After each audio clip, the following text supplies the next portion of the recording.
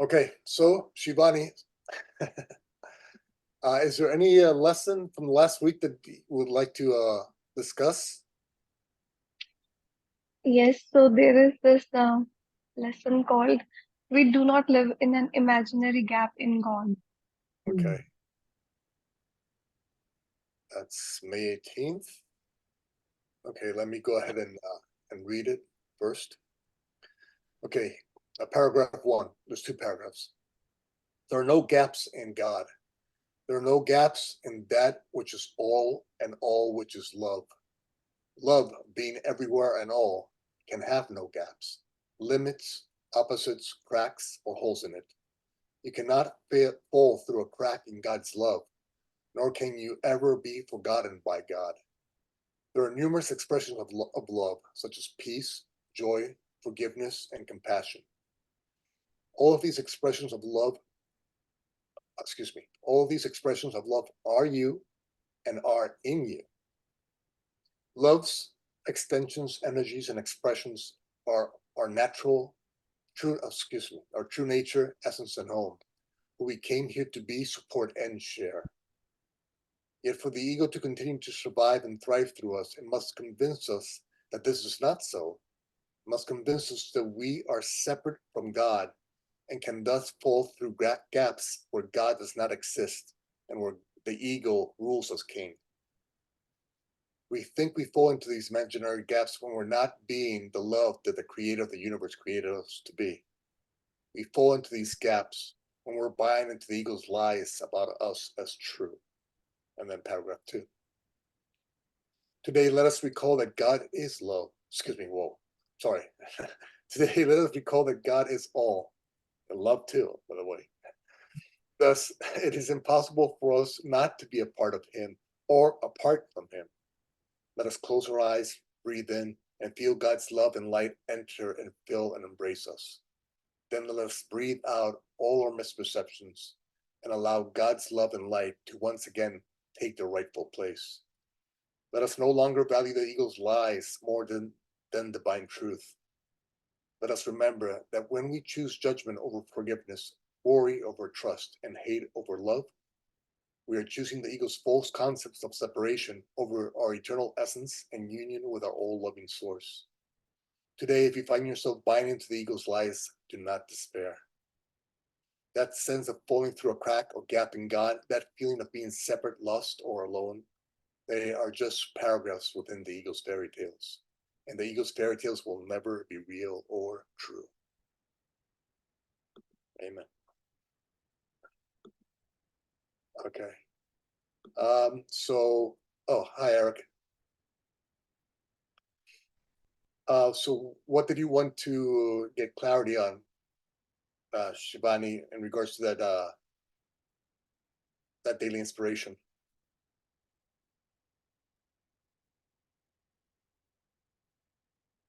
Me?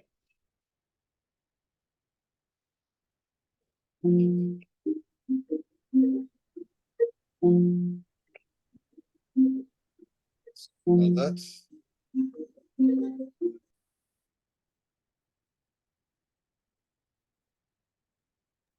So this message really helped me a lot when I lost my puppy. So I had like a dog, and suddenly she fell ill, and then I lost her within like a couple of days. So I was like really, in a very bad state of mind. Then this was the message that gave me a lot of, courage that we do not live in a gap in God. So it's not like there is this void that I'm in, that I've lost her. So it's like, since God is like, we are always getting God. It's never a moment that we are away from God and we are away from someone else, because everyone in essence is God, and you know everyone is a part of God. And so this message really helped me a lot, and I think that it is one of my favorite messages of all time. lovely. Yeah, there's two paths you can walk on. One is to trust your ego's plan for your life, and the other is to trust in the divine design, the design that you have co-created with God. Okay, and so when you're trusting in the ego's design,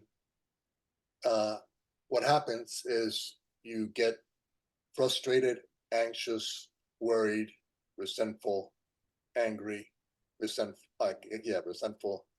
Uh, any negative emotion shows you that you're traveling the Angry. ego's. Angry, exactly, yes. Even depressed, even though it's perfectly okay to feel your feelings, but then feel how your feelings are making you feel. Okay, I'm depressed. Okay, my dog passed away. Okay, it's natural to feel a little sad and depressed about that. It's very natural.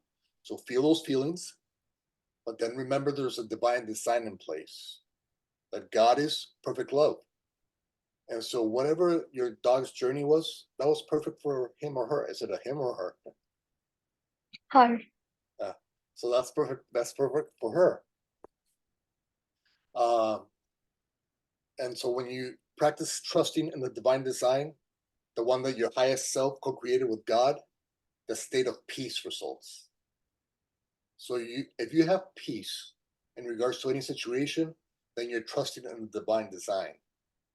If you have a lack of peace, then you're trusting in your little ego's design, or your little ego thinks that the world should be like, or how everything should be. But we don't even know what we're having for dinner, next week and next Monday, let alone what's in the best interest of the whole universe. And so we have to remember that, and we have to remember that, okay, I co-designed this journey that I'm on, I am now in with God. And so my journey is perfect for me. My dog equally co-designed her journey with God. And so her journey is perfect for her. And so when you start to remember that and believe that it's true, the state of peace results. And you know that your dog is now in heaven. And in 80 years or so, when you go to heaven, you'll get to see her. But you don't have to even wait that long. You can pray to see her, like in your dreams. She can come in your dreams. You think about. I don't know if you dreamt about her ever since she's passed. No, I have not. Okay, so you can ask to dream about her. I don't know. Do I you have remember? asked a lot of times. Okay, and you don't remember your dreams. Well, do you remember your dreams easily, or not so much? So Sometimes I do. okay. One thing, there's a way to practice remembering your dreams better, and that is there's a time, okay, that you're waking up, right? But you haven't moved physically, okay? In between that time that you're, oh, I'm waking up, and that time when you move physically, that time right there, this is when you have to practice recalling your dreams and whatever you dreamt that night. Because once you move physically, it starts to erase everything. So the best time to practice remembering is that time right there. Okay, I'm waking up. What did I dream about? Okay, let me go through it. Okay, now I have it stored in my mind, in my conscious mind, and now I can move physically, and I can grab a pen and write it down, or grab a recorder and record it. And the more you get to practice that, the more you'll get to start recalling your dreams. And also, if you meditate, I don't know if you meditate before you go to sleep. It's not like a structured meditation, but I do these self-awareness practices, like try to find myself by observation. Okay, But those are not very structured. okay, yeah. But any meditation you can do to have like lucid dreams. Do you know about lucid dreaming? Yeah, read that in the book, in your book, Okay, but yes. it's not. I've not had a very good luck with lucid dreaming. It's okay. It's like everything else. It's just practice. And so before you go to bed, spend about 10 minutes saying to yourself, okay, in my dreams, I'm going to see my hand, and repeat that as a Mm-hmm. mantra. In my dreams, I'm going to see my hand. In my dreams, I'm going to see my hand. And you use that as a mantra for like at least 5 minutes before you go to bed every night. And then sooner or later, may not be tonight, it may not be in a week, it may be in a month or so, whatever time frame, you're going to be dreaming, right? And Mm-hmm. then suddenly, for whatever reason, you're going to say to yourself, oh my God, I want to see my hand. And then when you say, I want to see my hand, that that shifts the dream from a reactive dream to a proactive dream.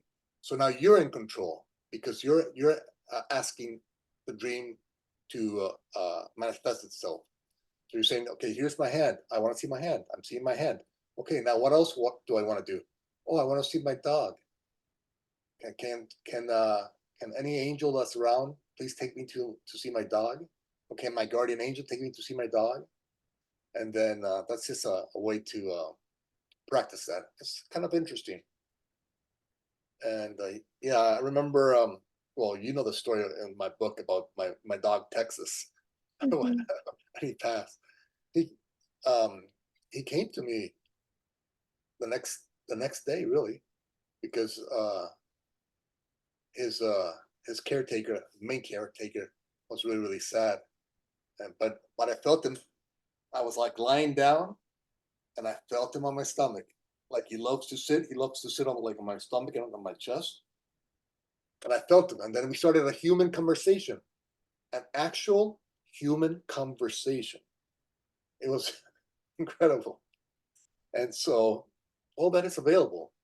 And yeah, someday you'll see your hand, and then you'll take a decisive action to remember to ask for your dog, and then she'll come, and you'll have a wonderful little time there for a little while, and it'll be lovely. And who knows, maybe she'll come down again as another dog or another animal. Who knows? Yeah. But yeah, the point is to no matter what occurs in your life, you can always be anxious or fearful about it, or you can trust in the divine design. You always have those two choices. And if you're thinking, if you have a situation and you're anxious or fearful or doubtful in the situation, that's because the ego is in control of your mind, it's in control of your thinking. And so all you have to do there is you don't punish yourself for being in that state of mind. You simply practice recognizing, okay, I'm fearful, I'm doubtful. That means that my ego is thinking for me. But I'm only love. I'm only perfect love. Therefore, I now choose to take back control of my thinking and choose to trust God instead of my fears and anxiousness. Now I use my fear and anxiousness not to dive deeper into the darkness, but instead to use it as a trigger mechanism. Oh, this is a perfect opportunity for me to practice trusting God more. And the more you get to practice that, the less and less time you spend in that fear and anxiousness and doubt, and the more time you spend in a state of peace. And so, yeah, that's the idea of the gap in God. And so there's no gap in God. It's illusion. Are you believing in the illusion? And if you are, that's just the ego thinking for you. The ego's in control of your mind. You know what? Recognize it. Take back control of your mind by aligning yourself with love and love's expressions, and then act from the place of love.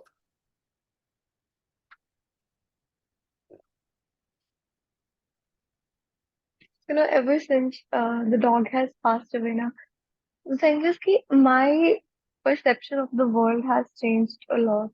And now I'm like, whenever I am going down that negative, spiral, I think to myself that this world, like, it is not the way we see it or perceive it because we have like limited sense organs, and it's like much more complex, and it's more than it looks like. and there is like a divine design. And I think I have, kind of a lot has changed since then. I'm a different person, but I think all is in a good way because I'm trying to look past the illusion and trusting God more. So I think whatever happens, you gain some wisdom out of it. Yeah, exactly. And that's why we say that the ego is a self-destructive mechanism, because the more you experience the ego and its tools and mindset, the more you see that that's not really you and that's not really what you want. And so the ego is teaching you what you do not want. And so if the ego is teaching you what you do not want, then you get a clear path to what it is that you do want. And so it's kind of like a map. Imagine a map. And then you cross off those roads of that map. And the ego's saying, well, okay, I don't want anger. I don't want frustration. I don't want resentment. I don't want hate or shame or guilt. Okay, good. So now I know what I don't want. That brings me closer to realizing what I truly do want. And so we can use even the bad for good. The fear to help us come closer to love and to remind us that we're worthy of love. And so when we start to see that even in the bad can be used for good, then was it really bad in the first place? If it made you a wiser, more compassionate uh, human being, if it helped you trust God more, and it helped you be more at peace, and by you being more at peace, all those around you can feel that peace. And so when we see that everything, because God is love and all, and because God is perfect, He uses all for good. And so even our darkness He can use for good. Even our deceptions and delusions He can use for good. And He is using them for good. And all we have to do is allow Source to trust in God's path and the path that we co-created with them, with the divine. Yeah. Eric, Jen, any comments?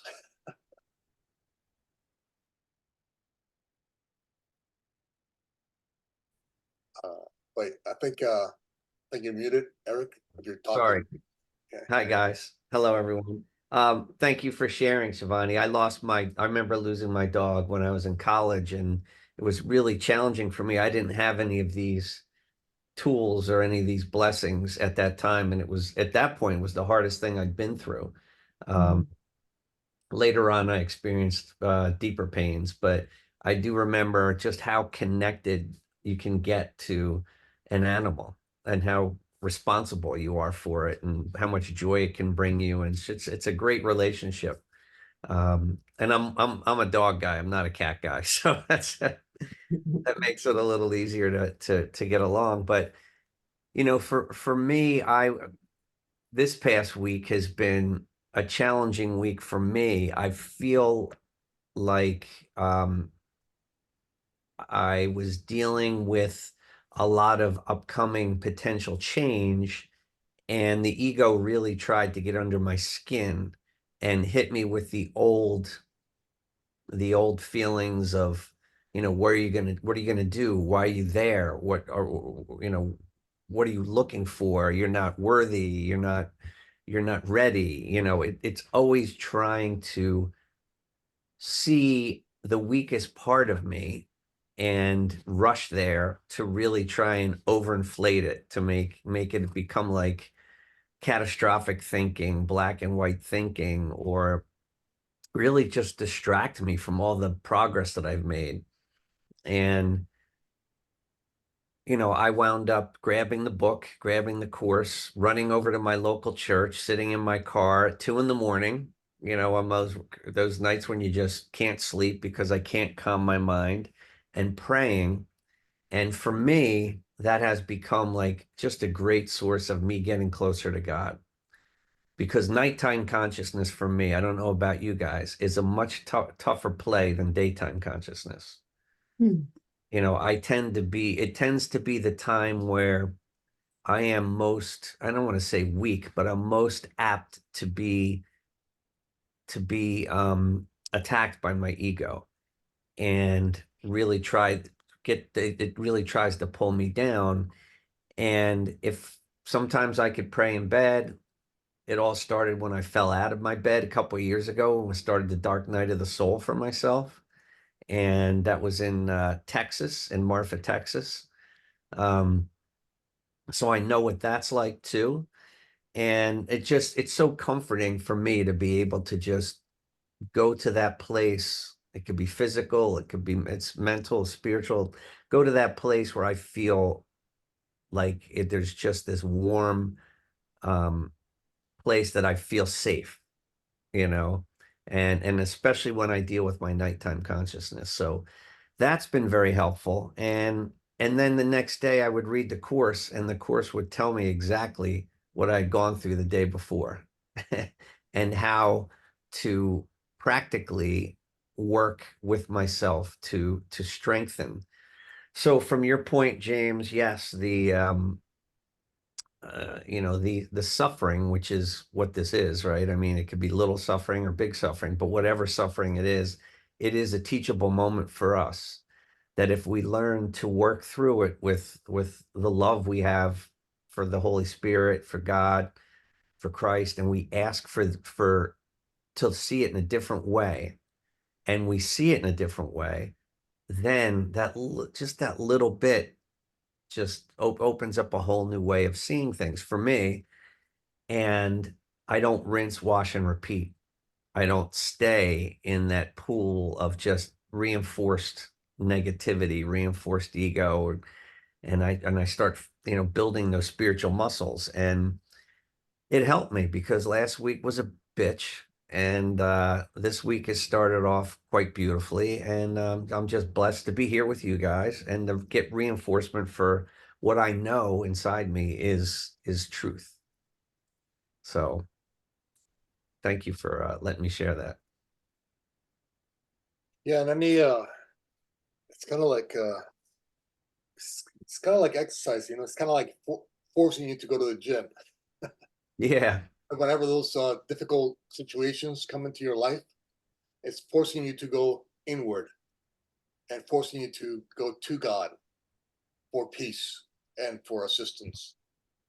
And so when we start to see all those difficult times as simply helping us align with God more and kind of forcing us to go to God, like when you're healthy, you don't go to God too much, right? Yeah. So, but when you're sick, imagine when you're sick, you're like, Lord, please, please heal me. Right. And this time I mean it. I'll be good. Right. And so, yeah, it's don't judge yourself for having a less than quote unquote perfect experience or perfectly peaceful experience, because all that is just challenges that you're being offered by the universe. Because remember, God is perfect love, and so God would never offer you anything that you could not overcome. And so He's simply preparing you, offering you this challenge that you yourself invited in, uh, because you yourself decided to that you can bring light into the darkness in that area of the world. And so you're going through your challenge, right? And then little by little, because that challenge was given to you by Source, and you co-design the journey with God, right? So that challenge you brought into your life too, and then because God wouldn't offer you anything you couldn't overcome, you overcome it sooner or later. You overcome it, and now you have these spiritual tools in your tool belt. And then later on, God starts sending you people your way, people who kind of are going through what you went through. Yeah. But it was only because you went through what you went through that you have the spiritual tools to help them heal. And so now your life experience that life experience that the ego would have you judge yourself for is now being used to help other people heal. And then once you start to help other people heal and go through whatever it is that you went through or are going through, then as you help them heal and awaken and find peace inside of themselves, you see, oh my God, I get why I went through what I went through. I went through what I went through to help these people heal. And so now you become kind of like a beacon of light in that darkness, in that area of the world that you had your challenge in, because you had it, and they'll trust what you're saying, because in your story they're going to hear their own story, and they're going to say to themselves, you know what, I'm going to listen to this guy because he went through what I went through and he overcame it, so why can't I overcome it? Yeah. And so you'll see after you overcome it, suddenly people who are kind of going through the same stuff will start appearing in your life, because God is sending them to you, because God knows God knows that you're ready to help them heal, and He wouldn't send His children to somebody who He did not trust.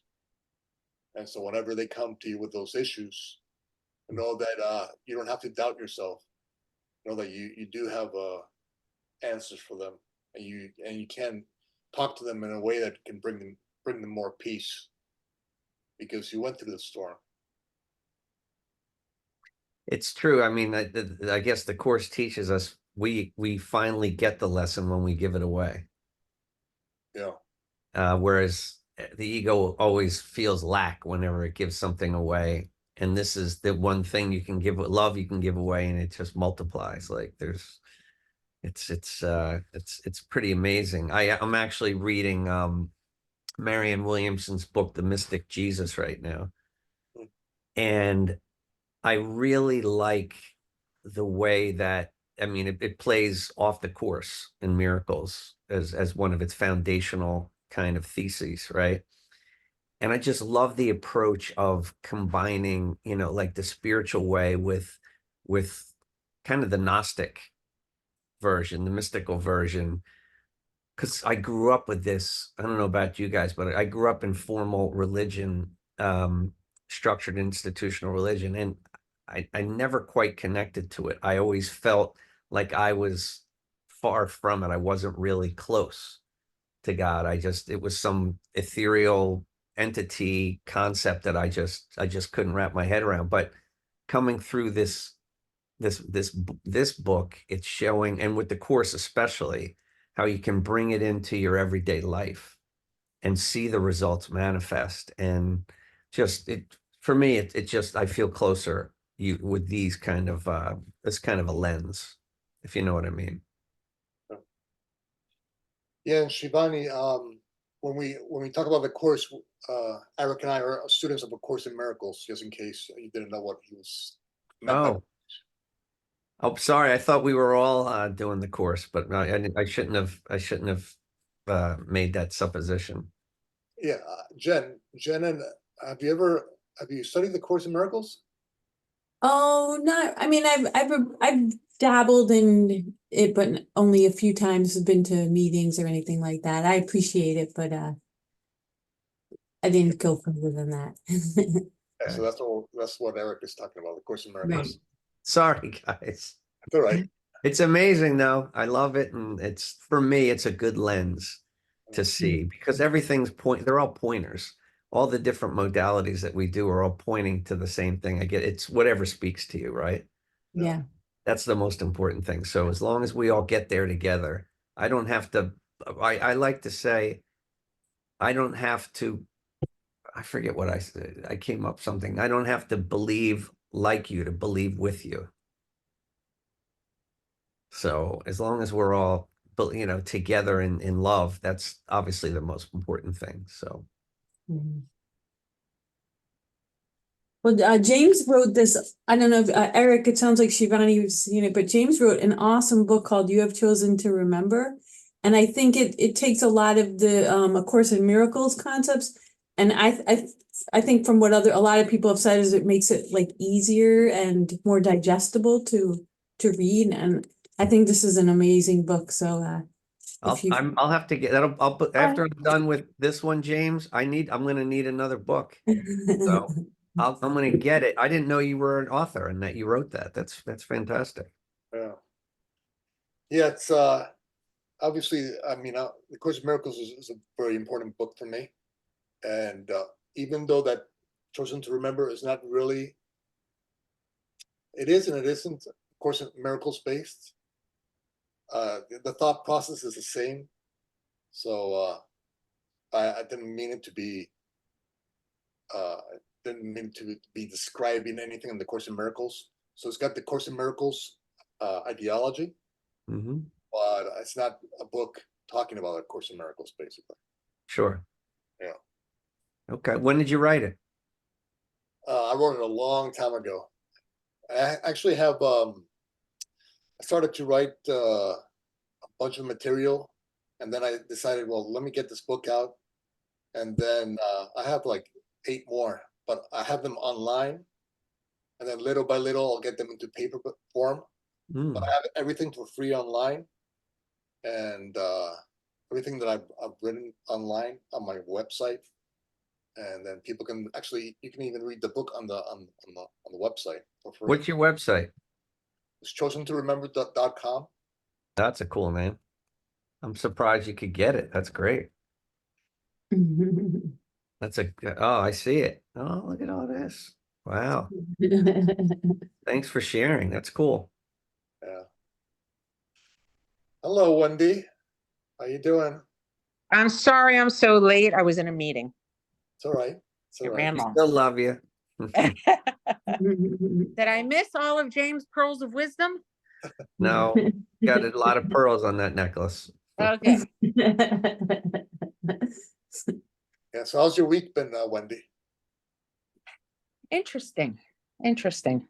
I thought a friend was I thought one of my friendships was going to be over the Israel war, believe it or not. And this is somebody I've been friends with for years. And so I was wrong. It turns out she had something going on with another friend, and it just came across to me.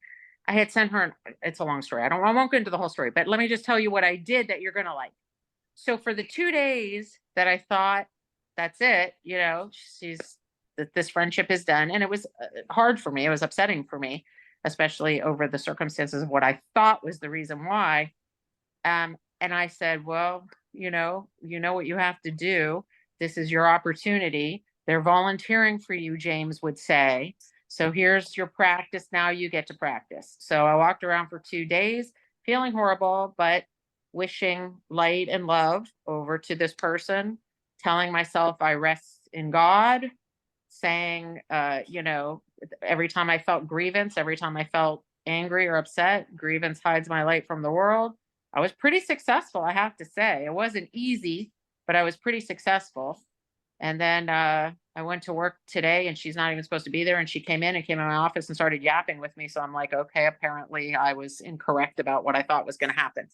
So, and it turned out to be something the exact opposite. Another friend dropped her. And it was the weirdest thing I've ever experienced. It was the exact opposite. What I thought was done to me, somebody just did to her.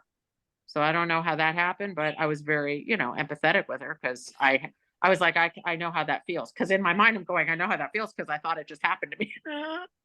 Oh. But the part that's good is that I absolutely did what I was, what you have trained me to do, James. Yeah, it's just whenever a difficulty with a friend comes along, and the ego wants you to judge them and be angry and resentful at them for whatever they did or said. Yeah. You have to remember is who they are. It's not what they did or said. Who they are is God's creation. And so you can either focus on some frozen moment in time, which is in the past, which just happened in the past. And you can drag the past onto the now, right? So here's the now. then you drag the past into the now, and then it destroys your now. And so, and then it gets extended into the future. So then your past becomes like your future becomes like your past. So you never get to experience what's really going on, the gift that it's within the now. So Okay, but the thing was, I had said, if this is what you're upset about, if this is why you're not talking to me, you know, we're both adults, we can talk about this. You're, you know, you have a PhD in psychology, we know how to do conflict resolution. And then she wasn't responding to me. So I had reached out to, you know, I wanted to make peace. I thought that was the end, like that she wasn't interested, is what I'm saying. That's why it was painful to me. Because I thought, wow, we've been friends for these years, and just because I believe something very differently than her, she's going to let me go, you know, because I told her this is what I believe. And so, anyway, I wasn't really living in the past. It actually felt like somebody just dropped me right then. But I hear what you're saying, you know. I'm just glad that it wasn't what I thought. But I'm trying to figure out the lesson from that, which is, like, don't make assumptions, don't, you know what I mean? Like, what else do I take from that I pretty much caused myself 2 days of a lot of emotional discomfort, and it wasn't true what I thought. She really did have something else that was going on that prevented her from, you know, so she wasn't responsive to me, she wasn't talking to me because of that. And I was that's not how she is. She normally is like very chatty and blabby and talks to me all the time. So I thought, well, I guess that's it. So what is it when you believe something that appears a certain way and it turns out not to be true? Is that the ego that's doing that to you? Or, I mean, what is that? We were talking about that a little bit earlier, is that you can trust in the divine design, and when you trust in the divine design, peace results. Okay. If you trust in what you think that how your world should be according to your little ego, then you're gonna have that conflict and that sadness and that resentment for her dropping you and all that stuff. So whenever all those emotions that are something other than love comes to your heart, Yeah. you do what you did. You use those moments not to dive deeper into them, because that's what the ego wants you to do. Instead, use them to triggering you the decision to trust God more and say, God, I don't know what's happening here right now, but I know it's all in your hands. And I'm only going to send my love to my friend. And in doing so, I know that thy will be done. And that because God is perfect love, only what's good for me will happen. And so whatever it is that happens with you and your friend, it doesn't matter what that is, because you know that whatever that is perfect for you. If she's not with you, you know what? That's perfect for you. If she's Still with perfect. you, Okay. yeah, if she's with you, then that's perfect for you. It's just about choosing to trust in the divine design over the ego's little plan for your life and for the life of everybody around you. Okay. And if something other than a loving thought comes to your mind in regards to her and her behavior towards you, then that's a perfect opportunity for you to practice forgiveness. And sit for a moment, take a breath, let those delusions go. Only the love in her is true. Say a little prayer for her, and let whatever be.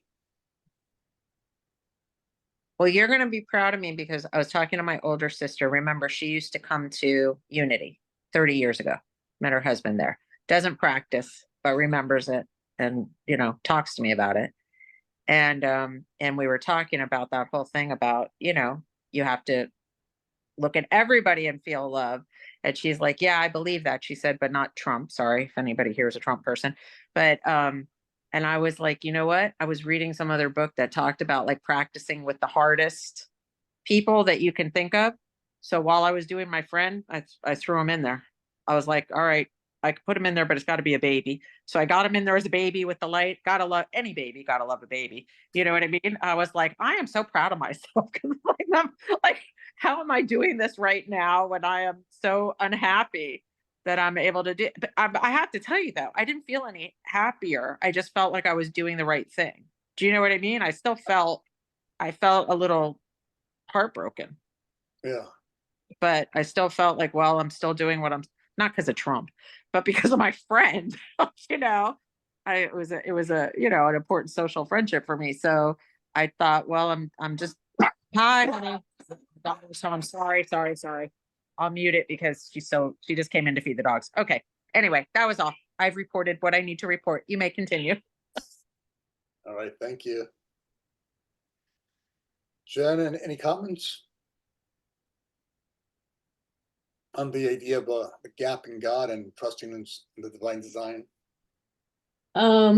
Yeah, I think it also parallels with like every moment is an answered prayer. That was another one of the topics this week. And it's like, everything, like even like a friend or, you know, seemingly distant, or the puppy passing away, how like the growth that comes from these experiences, that these challenging times are what push us to get to that place. Like, when Shivani was talking about your dog, like, and if you look at it from your dog's soul perspective, it's like your soul, that soul came in it to be a gift in your life for a certain period, and then how it, and that soul helped wake you up to a whole new perspective on life. Like, that's such a magnificent achievement of that soul and of that relationship. And I just find that very profound. And with Wendy, with your sharing, like that's such a common thing that we often do, is that when we see someone being distant, or we think it's about us, but it's really about them. And so it's like an opportunity to be learning about, like, to be loving in those situations, even when they're distant and we don't know what's going on. And I like what you said about James, this about sending love to our enemies, or sending love to the people we're in conflict with. And I think it is amazing how that transforms it. And even throwing in, like, to the people who we think are horrible leaders, sending love to them, they need it so much. Like, it goes against our ego to say, like, oh, I'm not sending love to them, they don't deserve it. But those are the people, if they get love, then that could lift them to a more positive person in this world, which we all want. We need that. So I think all those lessons that everybody just mentioned they interact so nicely, and as a good reminder about everything is a lesson, everything's an answered prayer, to be love and to rise up and embody our soul qualities in as many interactions as we can. And those difficult ones are the opportunities for even more growth. So I appreciate what everybody shared. Thank you. Yeah, no, you're here to be the light of the world, right? So whenever a friend does something that might upset you, all they're doing is helping you practice remembering that you're worthy of peace, that you can choose peace instead of this. And so no matter what that thing is that takes away your peace of mind, it's simply, your friend is simply helping you reinforce the truth that I can choose peace in any moment. And the more you choose peace, the more you remember that you're worthy of peace. And the more you remember that you're worthy of peace, the more natural and normal the state of peace becomes to you. And then little by little, the state of peace becomes your constant companion. And you take it with you wherever you go. And then next time something like that happens, you immediately take a breath. You don't allow the situation to take control over you. You instead just breathe, say a little prayer for them, and remember that you forgive them, and you forgive them because you want peace. You pray for them because you want peace. You love them when they seem unlovable because you want peace, because you're worthy of peace. Mm-hmm. And so the more times you get to practice remembering that, the stronger that knowledge that peace is a part of the truth in you appears. And so that's all those conflict situations are offering us. It's the opportunity to remember that we're worthy of peace. And that whatever the story that the ego puts out there, it can put it in 1,000 different forms. And that's the ego's way of trying to trick you into giving away your peace. But the response to those 1,000 different forms are always the same. Is that I'm gonna right now trust in divine design. I'm gonna now choose peace. How do I do that? By sending my brother or sister peace in whatever way the moment seems to be requesting it. And so when you recall that all your friend is doing is helping you practice remembering that you're worthy of peace, your mindset comes to an acknowledgement that she is offering you that opportunity. And so gratitude is appropriate response to somebody who's reminding you that you're worthy of peace.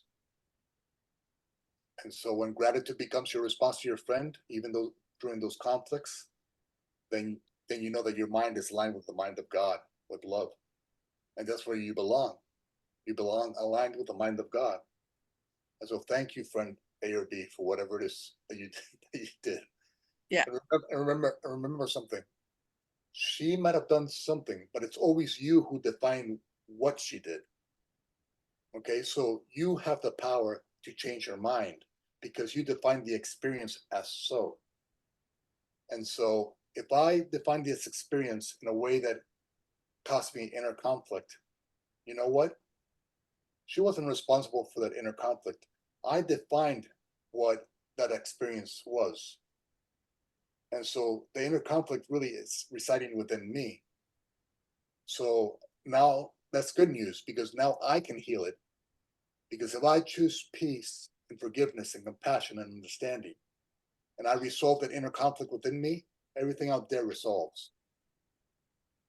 And in doing so, the divine design comes into the divine design comes along, and you find out that it's all perfect. James, the day that I get to the point where I thank somebody who's caused me a lot of pain, I'm going to throw a big party for myself. Just letting you know. That's going to be my final step. But I will tell you this, I did walk around saying I am worthy of peace, and and that forgiveness is for myself, and I was able to do it. So that's a miracle all on its own. Go, Wendy. Woohoo. Yeah, and the beauty of that is that you can do that with every conflict that comes your way. You can offer the same solution to the 1,000 of different seeming conflicts out there. It's always the same solution. It's always remembering that you're worthy of peace. It's always remembering that that person is not what they think, say, or do. That person is God's child in creation. That person's truth is that love. And the only way you're going to experience that peace and love yourself is by seeing it in that other person. Because we're all one, right? So if you see that person with something other than love, that's because that's something other than love is living within you. That belief is living within you. That belief is not true. Only the love in them is true. And so this is what they're helping you see. They're helping you see that you can see that love in them as true and thus have peace. They're helping you practice letting go of the delusion, the fairy tale, the lies of the ego, and aligning with your loving nature, which is what you came here to be. And when you be who you came here to be, you feel fulfilled because you're doing what God created you to do, which is to be the light of the world in each and every interaction and situation, in whatever way the situation calls for. And so that's a great step forward to remembering that you're truly worthy of peace. And the only reason that you got to practice was because of your friend. I know I'm going to work on that gratitude, but I think you should make bumper stickers and t-shirts that say, you are truly worthy of peace. And everybody should walk around in them to remember it. Yes. Sell them with your books. Okay. I'll figure it out. Yes. Sounds good. Maybe we are all truly worthy of peace. We are all truly worthy of peace. Amen. For sure. 100%. I meant put that on the shirt. Okay. Sorry, I know. Marketing, no good. Is that your trademark? James, you just have all these, I'm telling you, these pearls of wisdom, they need to be up in places where people can see them, not just in this room discussing them. All right. Little by little, it's all in perfect timing. Everything is going to work out at the perfect pace and time, and people will awaken when they are meant to awaken. And all we can do is be the light for them in the darkness. And the more we do so, the more we reinforce our own light. And it just, our light gets brighter and brighter as we reinforce it. As we choose love over fear, as we choose trusting God over our anxiousness and fears and doubts, as we trust in the divine design over our ego's little plan for the universe. Well, that was interesting because I would say that this is like a little bit of a smaller change. My anxiety used to be so powerful to me that I would do anything. I didn't care. I would do anything to make it stop. It was so bad. It was so crippling to me. Do you know what I mean? Even if it was unethical to me, I would still be willing to do something to just whatever I have to do to make this go away because it's so bad. And it's gotten so much quieter. And I do think it's the Course in Miracles and a lot of the things that, you know, I've heard you say and Mike say or whatever, because this time around it was there. It's not like it wasn't there. And it was at a pretty high level. But I was like, well, I'm worthy of peace. And I knew it was the ego. And I was just like, I'm just going to leave this here because, okay, it's here, but it's not going to kill me. So I like, you guys are never going to believe this. I went to the gym. That's why you're never going to believe it. And I worked out for an hour. And I decided to, Nori had offered me a book or told me about this book, The Disappearance of the Universe, if you know what that one is. And so I had that on my iPad and I just, you know, put it on the exercise machine and I just went and I did that for a half hour. And then I picked another machine. I did that for a half hour. And this is very unlike me. If you want to know what I'm like, I'm not like that when I'm full of anxiety. Because the other part of my head was like, go to the casino. I'm not even kidding. I was like, go to the casino. You'll distract yourself all day. Just go do that so you don't have to think about that. But I didn't do that. I went to the gym and then I played guitar and then I took some gummies. So, you know, there was some distraction in there. But that's okay. I did all this other stuff first, you know. There was good stuff, like valuable stuff. You can only take pounding anxiety for so many hours before you do have to do something to relieve it. But I still think it was a big improvement. Yeah, it sounds like a big improvement. Yeah, for sure. And and once you start to realize that all those situations help to become who you are today, gratitude becomes your response to them because they help you become this more peaceful, compassionate, wise person. And so you froze there for a little bit, Wendy. Oh yeah, he froze with a big smile though. Yeah, that's good. That's symbolic. That's the perfect pick to freeze us with. Yeah. Hey, James, I have a question for you. In your book, do you talk about how your journey to spirituality occurred? I'm always curious when I get to know someone. Did they have a dark night of the soul, or was it a slow, gradual shift over time? Was it an instant awakening of awareness? Man, there's so many things. There's so many things. That's tough to go through the whole thing. But yeah, but the book talks about the whole whole journey. I'll tell you the first thing that ever happened that was spiritual in nature to me was and it's in the book, I believe. I'm not sure. I don't remember. When I was about 7 years old, I lived in Venezuela. And back in those days, they used to take your tonsils out. I don't know if they do that anymore. I don't think they do. And my mom didn't want my brother and I to get his tonsils out. But I lived with my mom and my grandmother. And my grandmother, I guess, was like the father figure, and she wanted the tonsils out, right? Because I guess old school. Yeah. And so we went to the hospital. They did all the tests, and they said that my brother was a bleeder, so they would go and do him first. And they did him first, and everything turned out fine. And then I went in, and I ended up being the bleeder. And all of a sudden, I find myself outside of like to the side of the operating table. Like my spirit is outside of my body, literally. And I'm watching all these people work on this person. And I couldn't see at the angle, I couldn't see who the person was, but it was obviously me, my body. Yeah. And they were doing the CPR stuff. They were doing the little, Wow. yeah. So anyway, I ended up shooting back in to the body, and then everything went well, and I went home, and then I started to see. After that, I started to see like colors around people, and then I started to tell my mom, why is this person yellow and blue, and why is this person gray and black, And she's going like, no, that's not there. And so she took me to an eye doctor, and then the eye doctor, yeah, You go to the eye doctor. yeah, this was in the 70s, and then the eye doctor, obviously, when you go there, they did put something in your eye to dilate the pupils. Dilate pupils, yeah. Yeah, and then obviously it's a terrible experience, especially for a child. And then the doctor said, "Oh, there's nothing wrong with his eyes." So we went home.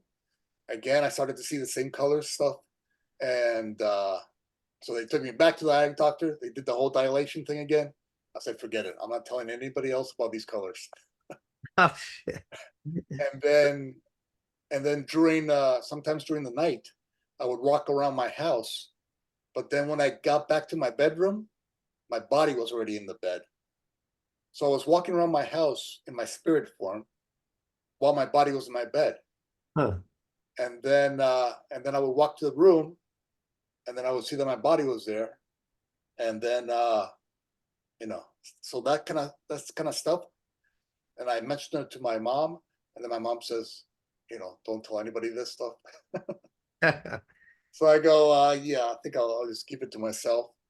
And so that kind of started the process of saying, there's something different. There's something more here that people are not seeing. And so that's one of my first experiences where I knew there was something that adults were not seeing that's true. And so what is that? I mean, what's going on if nobody else can see this stuff, but I know it's there? Why can't somebody tell me what's going on when I'm walking around the house without my body? Do you still have those type of experiences? Oh yeah, I still have those type of experiences. But now You can leave your body at will? Astral not- projection. no, not at will. No, not at will.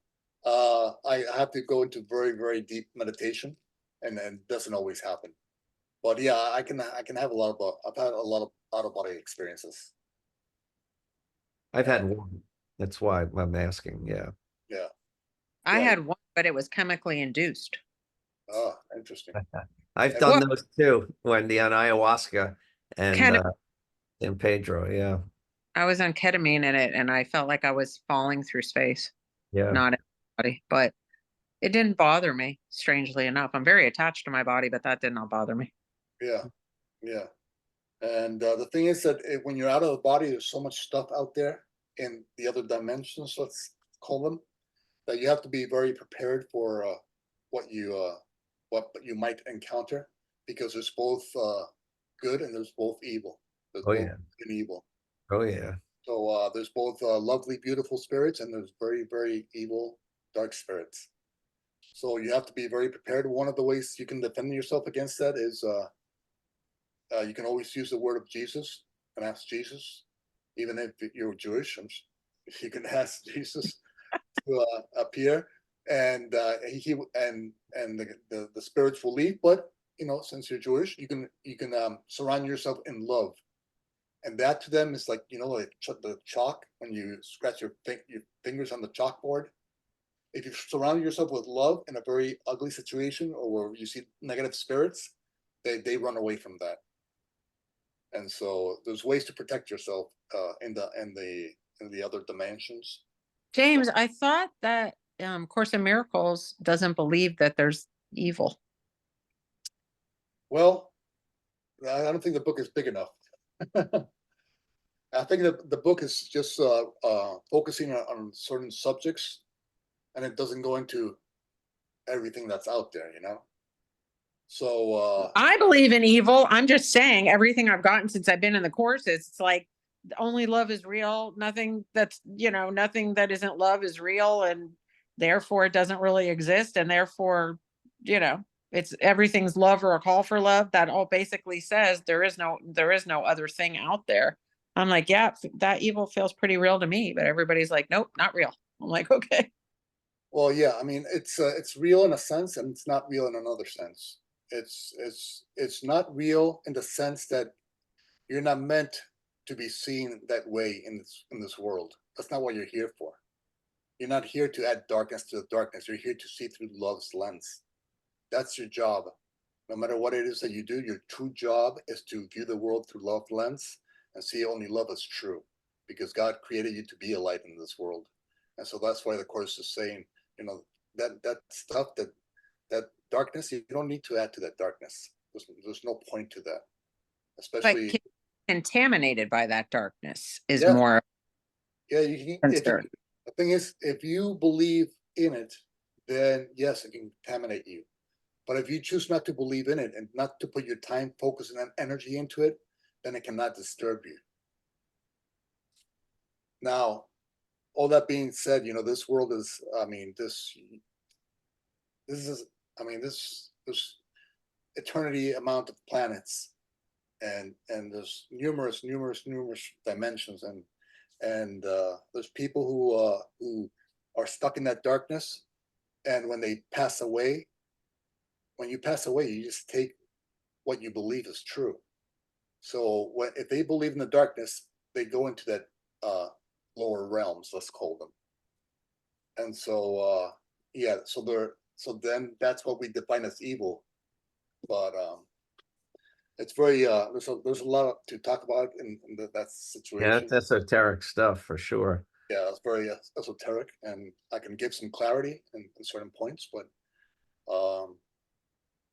our job is to remember who we are, that we were created by God, by perfect love, okay? And God is love in all. And so all that is true is that love. But we have programmed ourselves to believe in an opposition to that all, which we call the ego, and which some religions might call the devil, Yeah. But we call it the ego, just to make it more palatable to more people. And so, yeah, obviously we all see quote unquote evil in the world, and obviously their actions are happened, okay? But our job is not to add darkness to darkness. Our job is to find a way to add light to the darkness. Does everything that you write about and teach agree 100% for the most part with the Course in Miracles? Yes, but there's a lot of things that I write about that are slightly apart from A Course in Miracles, because I sometimes dwell more into that the spiritual realm, what happens and what is it, and that kind of stuff. So yeah, I mean, my only job is to help people find peace, and remind them that they can be a light in this world. And so whatever is helpful to remind them that they are that light, I use. And I use some things that are not in the Course.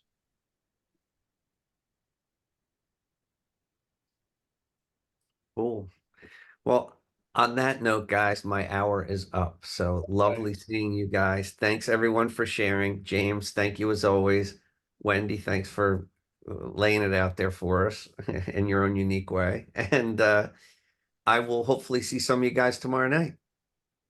All right, sounds good. Okay. Ladies, take care. I'll see you guys soon. Bye, Eric. All right, any more questions or comments before we close? I would like to learn how to do astral travel if you can teach me. I can do that. A good book to read if you want to start to practice that is Robert Monroe's Robert Monroe's, yeah. Just look for Robert Monroe in Amazon. Okay. He's got like 3 books. Yeah. Okay. And it's a very simple practice, really. But the thing is that you can open doors that you might not want to open if you leave. Oh. You know. I just kind of wanted to walk around my house and fly around the world a little bit, but okay. Yeah, no, you can do that, but I mean, there's a lot of stuff that can come along with that. So you want to be. No, I don't want to let in any evil entity. I don't need any more anxiety. I don't need any evil entities surrounding me. Yeah, that's it's a lot of stuff out there. So you know, you might want to. Guess I better put away that Ouija board. I'm just kidding. Yeah, you definitely don't want to use Ouija. I board. was joking. I was joking. It's not Ouija. Yeah, no, that definitely opens doors to very bad stuff. Yeah. Yeah. Don't play around with that stuff. Anyway, Shivani, Jennifer, any final comments or questions? I just want to thank everybody because again, I loved what everybody added in their insights. It just helps me reflect and think about, and I just feel like everybody added such a beautiful element to the conversation. So thank you, everybody. All right. All right. Thank you, everybody. And God willing, I'll see you all on next Monday. And I'll Thank see you, James. Sorry I was late. Okay, no problem. I forgive Thank you. you. See, I See you forgive you. I forgive you because I want to have peace. Were you harboring some resentment? No resentment. I left that a long time ago. Good night, St. James. Goodbye, other beautiful people. Good night. Bye. Bye bye. Good night, Bye, Siobhan. everybody. Bye. Take care. Bye. Right. So